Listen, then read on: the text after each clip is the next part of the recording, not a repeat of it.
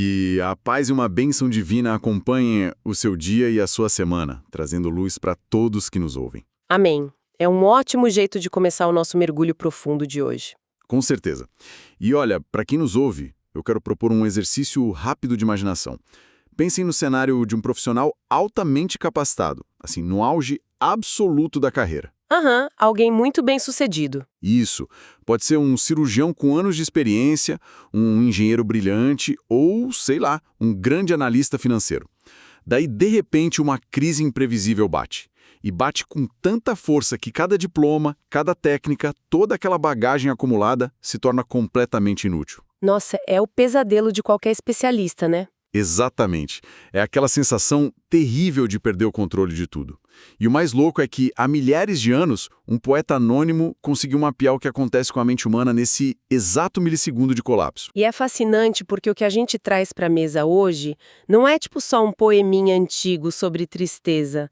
É uma obra de arquitetura literária muito, mas muito surpreendente. Sem dúvida. A nossa missão hoje é fazer uma análise bem profunda, usando as notas riquíssimas da Bíblia de Estudo NAA, a Nova Almeida atualizada, né? Sim, que é super conhecida por juntar aquele texto acessível com notas de rodapé de um rigor acadêmico altíssimo. Exato.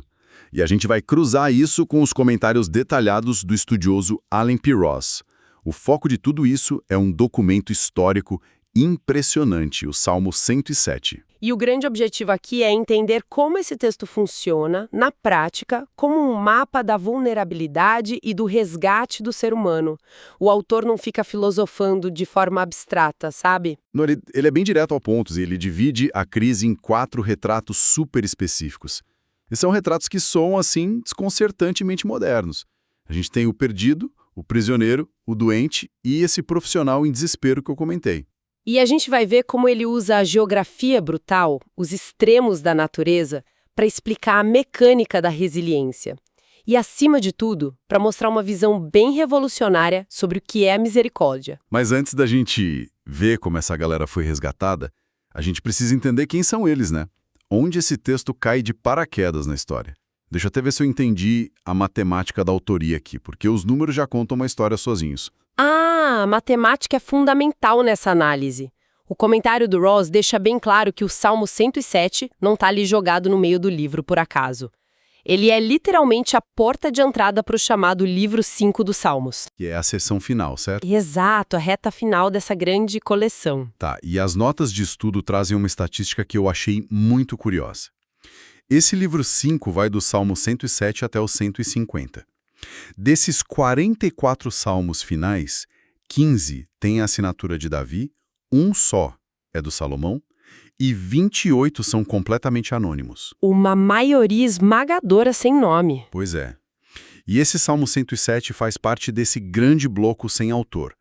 Por que não ter uma assinatura aí é tão revelador para o nosso papo de hoje? É que, quando falta um nome específico, o poema acaba virando uma voz coletiva, entende?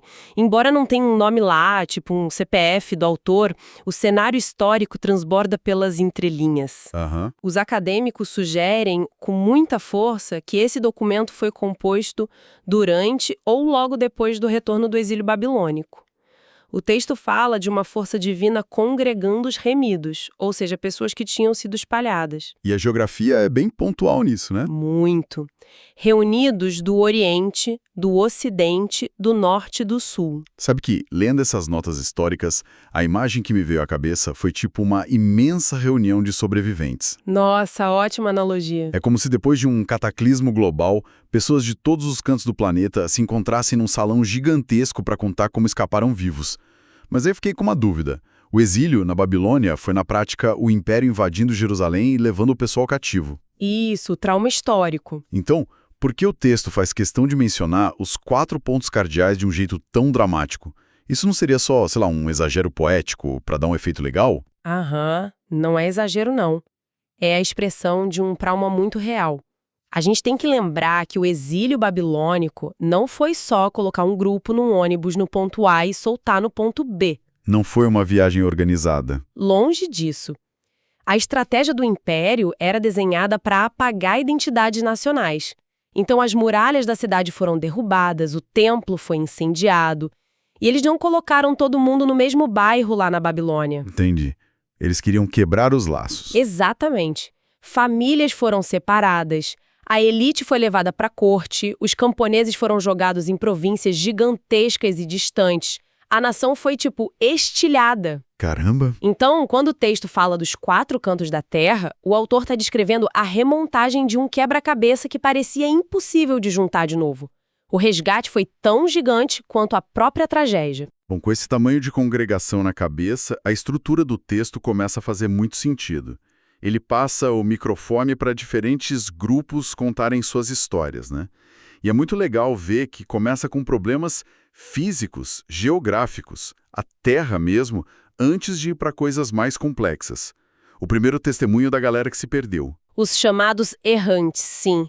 O cenário aí é de pessoas vagando por desertos literais, lugares áridos.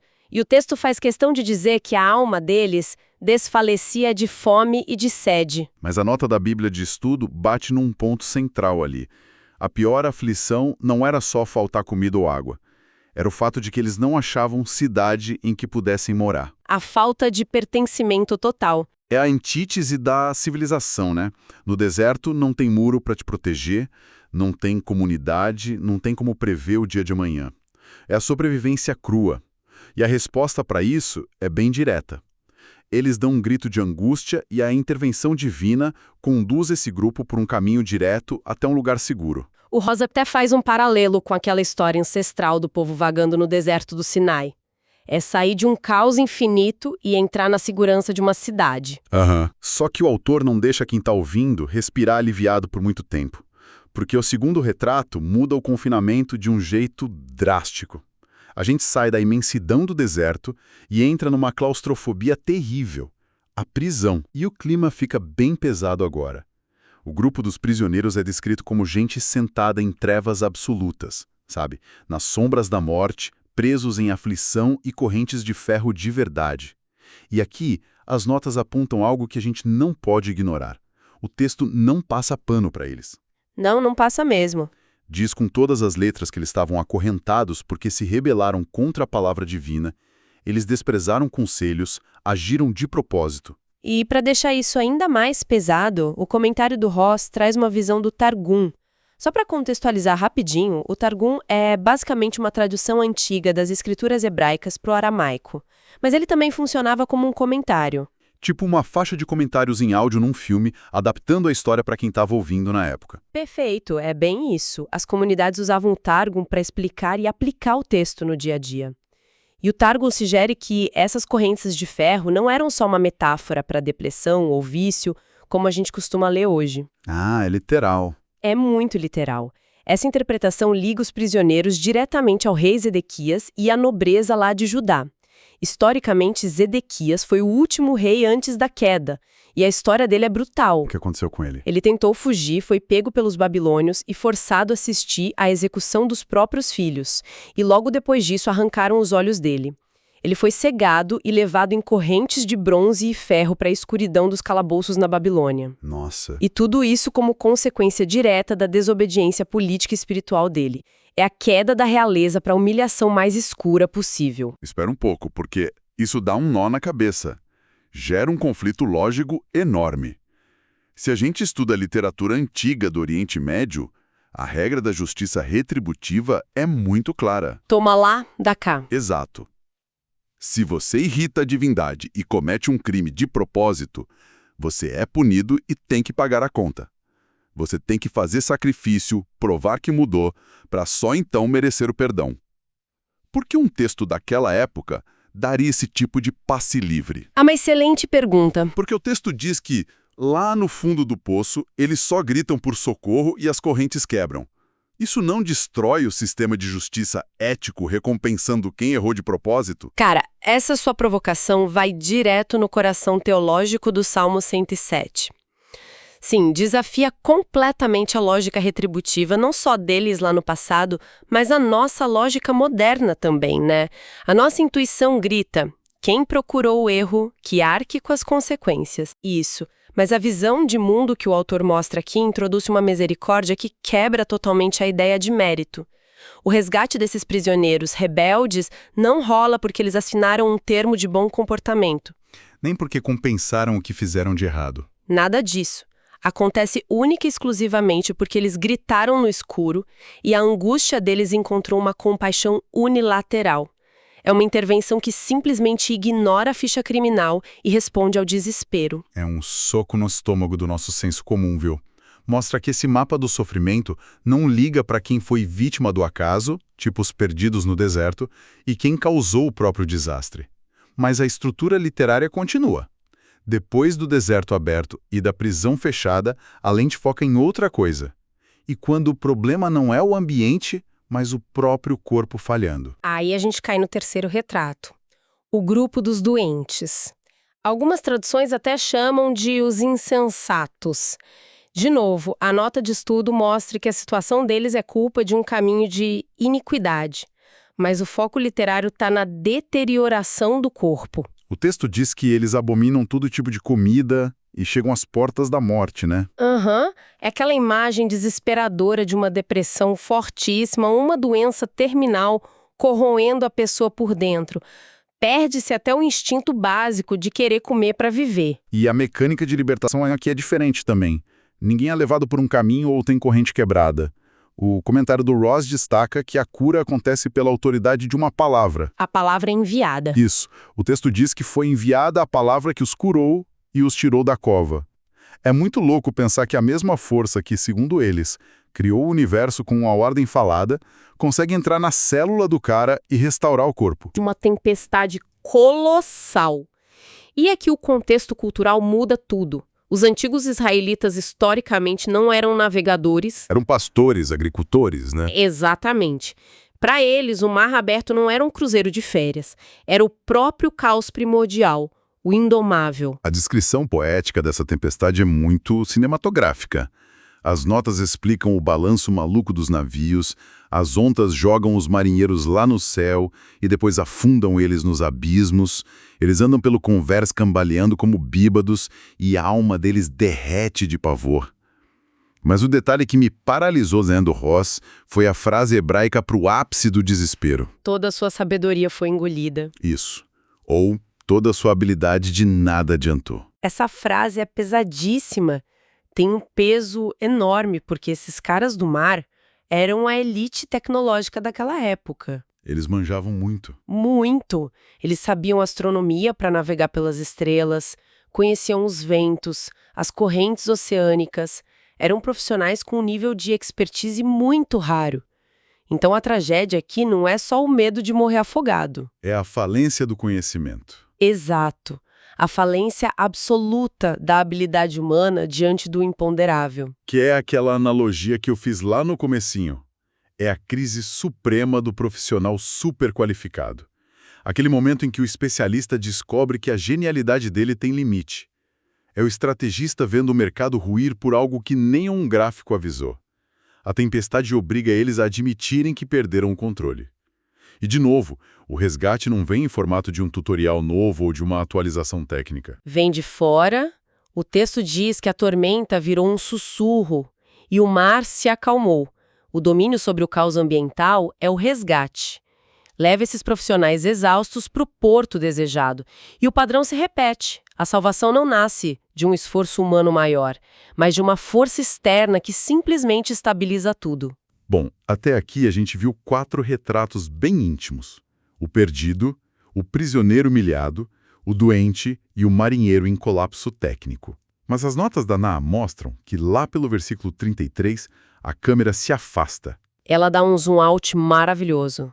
É como se o autor fosse lá para a estratosfera para mostrar o tabuleiro inteiro. Ele começa a falar das regras cósmicas dos bastidores. É o momento das grandes reversões. O poema mostra inversões drásticas na natureza e na sociedade. Rios cheios de água viram desertos secos e terras férteis viram campos de sal inabitáveis. E o motivo para esse desastre ecológico é bem direto, por causa da maldade de quem mora ali. Mas eu te confesso que eu não engulo essa ideia tão fácil. Hoje, a nossa cabeça contemporânea separa tudo em caixinhas. A gente tem o departamento de metrologia, o de economia, o de política e lá longe o de ética. O que o texto está propondo é uma geografia moral, onde o chão reage fisicamente se a pessoa é boa ou má. Como que o autor justificava isso? É que, para o autor antigo, essas gavetas separadas não existiam. A visão de mundo era integrada. Se a sociedade era injusta, corrupta e oprimia os outros, essa podridão moral contaminava a terra física. O ambiente respondia. Entendi. O comentário do Ross ilumina isso dizendo que a reversão é uma ferramenta de justiça. Mas o legal da estrutura literária é que funciona para os dois lados. O mesmo poder que seca o rio por causa da opressão, pega um deserto estéril e transforma em lençol de água para abrigar os necessitados. E isso transborda para a sociedade, né? Cria uma revolução de status. As notas mostram que os príncipes, a elite arrogante, recebem desprezo e são forçados a vagar por lugares sem caminho, o que é irônico porque eles caem na aflição lá do primeiro grupo de errantes. Exatamente, viram sem teto. E, ao mesmo tempo, o pobre, o necessitado, é levantado da opressão e vê a família crescer igual a um rebanho próspero. A elite fica desorientada e o pobre ganha estabilidade. Ou seja, o status quo nunca é definitivo, segundo o poema. O poder no mundo é temporário e totalmente irreversível. E amarrando todas essas análises que a gente fez, desde o trauma do exílio até a tempestade e a prisão, fica muito claro o padrão que o Ross aponta. O documento funciona num ciclo de 4 fases. A crise leva ao abismo, a angústia extrema força o grito, esse clamor gera uma libertação que não liga para mérito, e, por fim, essa libertação exige uma resposta de gratidão pública. O que nos leva para o versículo 43, que é a chave de ouro. A Bíblia de Estudo define esse verso como um convite contundente. Diz mais ou menos assim: quem é sábio, atente para essas coisas e considere as misericórdias do Senhor. É uma definição de sabedoria muito profunda. Muito. Muito distante de só acumular diploma ou técnica de navegação. É a capacidade de observar a própria vida e a história para reconhecer onde essas reversões silenciosas estão acontecendo e ver resgates onde a gente achava que era só coincidência. Mas tem um ângulo nisso que a gente não falou, e eu queria deixar para a reflexão de quem nos ouve. E qual seria esse ângulo? O Ross menciona que esses textos não eram lidos no silêncio de uma biblioteca. Eles eram cantados, em voz alta, coletivamente, nos grandes festivais depois do exílio. E aí pensa no impacto psicológico disso na sociedade. Imagina o rei ou um grande empresário da época, lado a lado com o camponês doente, o ex-prisioneiro em farrapos, cantando a plenos pulmões. Todo mundo misturado. Todos cantando que em algum momento a habilidade deles não valeu de nada. Cantando que foram resgatados não pelo currículo, mas por pura compaixão. Então fica o convite para quem está nos ouvindo. Da próxima vez que a gente estiver no meio de uma multidão ou numa sala de reunião, dá uma olhada em volta. Essa filosofia sugere que a fragilidade e a necessidade de misericórdia são o grande nivelador humano. Um lembrete de que esse controle todo que a gente acha que tem sobre a carreira e a vida pode ser só uma calmaria passageira entre grandes marés. Que Deus abençoe todos os ouvintes.